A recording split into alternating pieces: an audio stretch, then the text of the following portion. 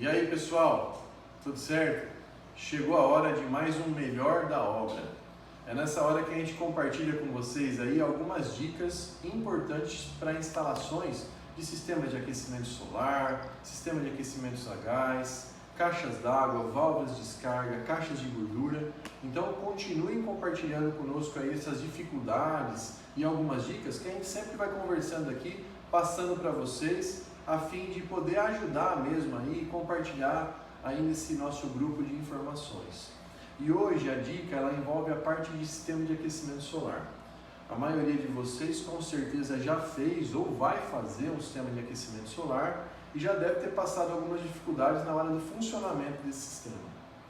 A gente sabe que um sistema de aquecimento solar ele tem vários tipos de aplicações diferentes. Por exemplo, circulação natural, circulação por meio de bomba, pressurização.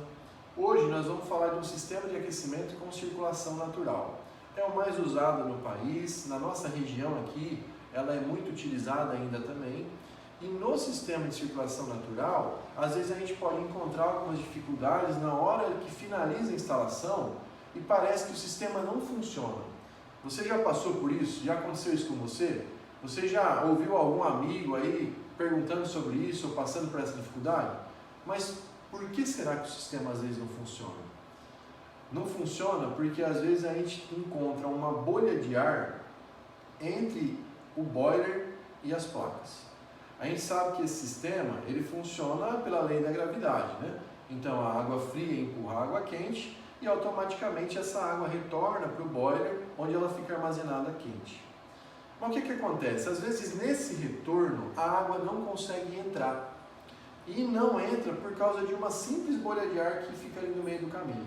Aí você pode se perguntar, mas uma bolha de ar vai fazer o sistema paralisar? Realmente, né? Uma bolha de ar é capaz de não deixar o sistema funcionar e aí você não consegue entregar o serviço para o teu cliente, o cliente fica reclamando e com razão porque não está funcionando, né? E aí nós vamos dar aqui algumas dicas do que pode acontecer nesse tipo de situação e como resolver. Nós vamos usar aqui um reservatório de uma marca bastante conhecida aqui no Brasil. Esse equipamento é um equipamento onde a gente tem o respiro em cima e o retorno dos coletores embaixo. A maioria dos equipamentos fabricados no Brasil, quando o pessoal vai fazer lá na fábrica a instalação desses canos, essa é uma parte ainda artesanal, vamos falar assim, é uma solda que depende ali de uma pessoa fazer. Pode ser que na hora de fazer essa solda, sem perceber, o soldador deixa esse cano aqui um pouquinho para cima. Vocês estão vendo aqui que nesse reservatório aqui, ele está perfeito, né? O caninho está retinho. Mas nós já vimos algumas marcas, alguns reservatórios, virem com essa deficiência aqui, ó. Ao invés do cano estar reto, como nós estamos vendo aqui, às vezes ele está levemente inclinado para cima.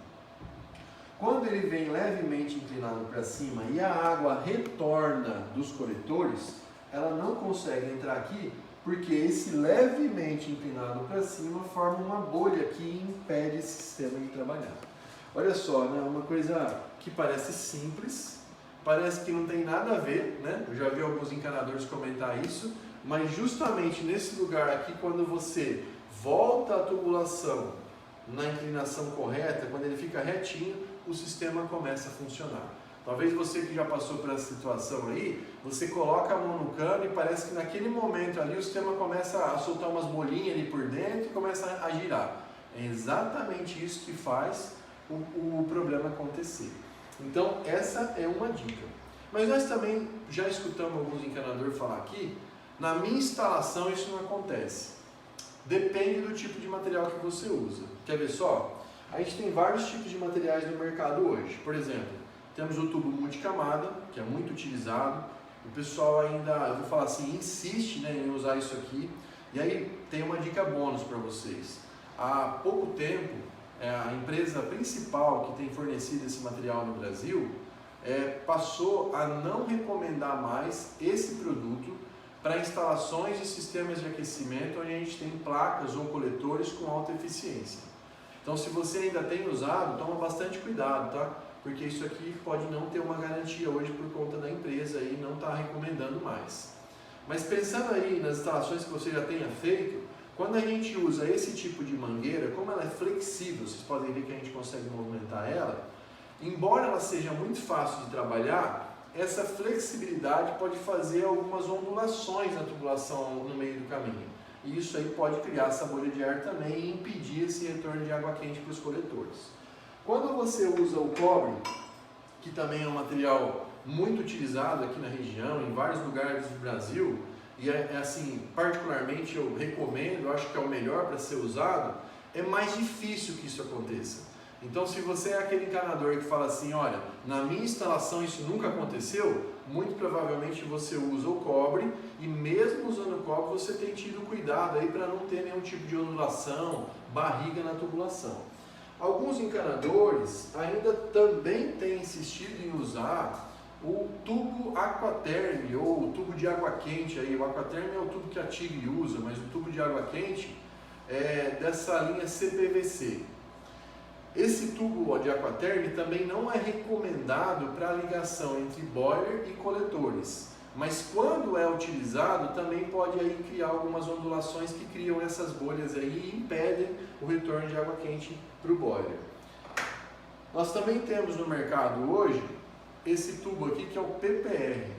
O tubo PPR também não é recomendado para esse tipo de aplicação e também pode ter alguns tipos de ondulações aí, dependendo da ancoragem que o encanador deixa de fazer. A gente está falando isso, amigos, como uma dica, né? Mas se você tem usado, tome cuidado com essas ondulações, porque elas realmente podem fazer essas bolhas, né? Nós sempre vamos continuar aí compartilhando com vocês essas dicas, né? A gente espera que isso possa ajudar. E eu gostaria desde já de pedir para que vocês também compartilhem conosco algumas dicas aí, dê algumas sugestões, né? E continuem trazendo para nós essas informações tão importantes aí para o nosso segmento. Eu queria falar para vocês também curtirem as nossas redes sociais, né? Lá no Instagram e no Facebook, @soluçõescastro, e continuar aí trazendo essas informações para nós. E até o próximo Melhor da Obra.